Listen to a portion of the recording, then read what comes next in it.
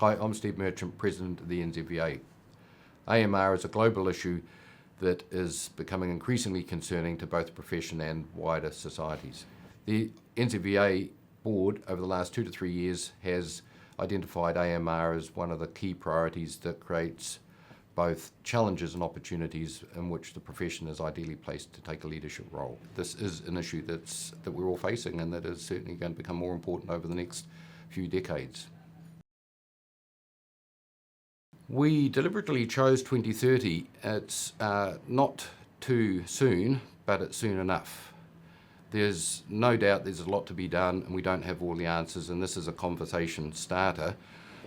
We certainly are completely reliant on antibiotics for most aspects of animal health and welfare at the present, and we don't debate that, but we need to reduce that dependency and we need the answers, and we don't have them currently, so we need to work towards a time frame that's realistic, but both makes it our problem and not a problem that we can just pass on to a future generation of veterinarians.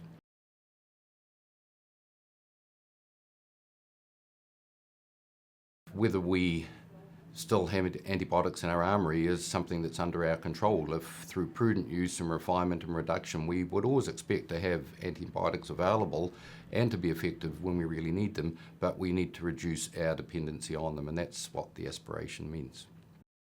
The simple facts are that the more we use antibiotics, the more we're likely to see antimicrobial resistance. While there's a lot of debate in the scientific community, one thing is clear, that AMR is on the rise. So we need to look at alternatives. We need to reduce our dependency on antimicrobials as a first line of defence to support the health and welfare of animals under our care, and by default shoring up New Zealand's economy and the productivity of the animal health sector. We see this strategy as reducing our reliance on a class of treatments that we may have restricted access to, or that their effectiveness may be called into question. With the profession leading this debate, we can ensure that there will be no compromise to the animal health and welfare standards that New Zealand has fought long and hard to actually be world leaders in. So we feel that it's essential that we are leading this debate, but we can't do it alone. This is a collaborative exercise and it involves everybody involved in the animal health sector.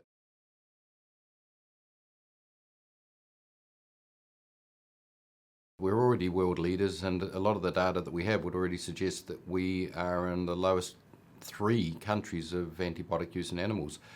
What's not getting heard is the good work that we, as a profession, and many of our related industries have already done. So we need to get that good news out. We need to collaborate and work with those sectors. We have a plan in place that will reach members. It will ensure that members can reach clients, and it'll make sure that we engage with the wider stakeholders to work through the science and the research that we currently need, and also put in place a plan for the next 15 years, basically, to ensure that we do get as close as we can to our aspirational statement. We are convinced that 80% of stakeholders, members, people in the community and the business community and the agricultural sector are agreed with what we're trying to do. What we have got 100% agreement on at recent meetings with members is that we will look back on this vision in 15 years' time in the year 2030 and be proud of what we've said, and also feel that it's the right thing to do. So while we may debate the current situation and we may be worried about the impact on our current environment, the animals under our care, our current veterinary businesses, there's no debate around the fact that we need to do something, and we need to reduce the risk of being reliant on antimicrobials and antibiotics in particular to the extent that we are now in 2030. So we're all agreed on that, and we're 80% agreed on what we should be doing right now, and that last 20% is the conversation, and that's what we'll be working on over the next 3 to 5 years.